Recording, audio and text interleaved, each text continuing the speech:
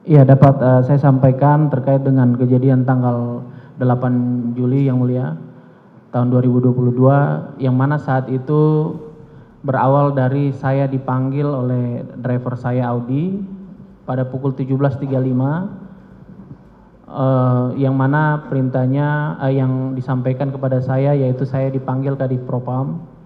Kemudian saya mendatangi TKP. Kemudian pada saat sampai di TKP saya berjalan melalui akses garasi menuju pintu dapur, yang mana lewat akses garasi itu saya melihat saat itu ada 4 orang, yang mana 4 orang itu merupakan ajudan Pak FS. Di situ ada Prayogi dan yang saat itu saya belum kenal, dan saat berjalannya kasus saya baru tahu bahwa itu Prayogi, kemudian Azan, kemudian Kuat dan Richard, dan di situ juga ada Pak FS yang berdiri di garasi. Kemudian dari jauh Pak FS memanggil saya, "Kasat, kamu sini, ikut saya." Kemudian dia berjalan ke arah dapur yang mana masuk ke area TKP di dalam rumah. Kemudian pada saat sampai dari area dapur, dia sudah menunjuk dari jarak jauh bahwa ini baru saja saya terima informasi atau laporan dari anggota saya bahwa baru saja terjadi peristiwa tembak menembak antara 2 anggota saya.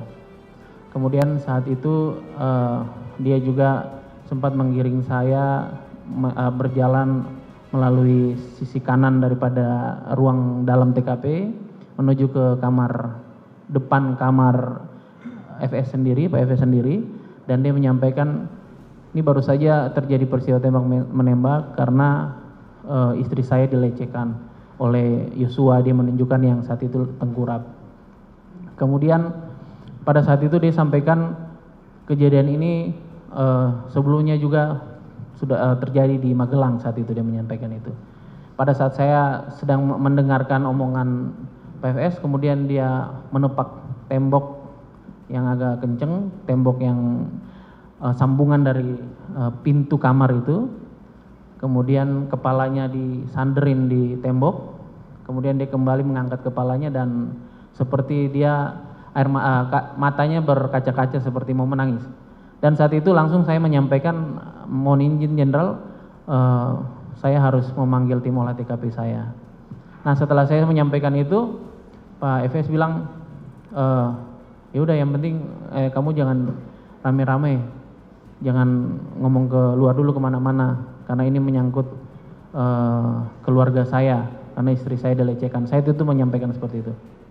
Kemudian kami meninggalkan tempat itu dan kemudian sempat ketemu dengan Richard atau Brigadir E yang ada berdiri di akses pintu yang bisa melihat kami di ruang tengah. Kemudian Pak FS menyampaikan, "Ini yang Richard yang nembak dari tangga atas ke bawah." Kemudian saya bilang, "Betul, kamu yang nembak." Kemudian Baradae menyampaikan, "Siap, Komandan." Setelah itu saya langsung berjalan langkah cepat dan saya menghubungi tim olah TKP saya. Saya menghubungi tim olah TKP saya pada saat itu di area taman yang persis di samping rumah dari rumah nomor 46, rumah Pak Sambo, Pak FS.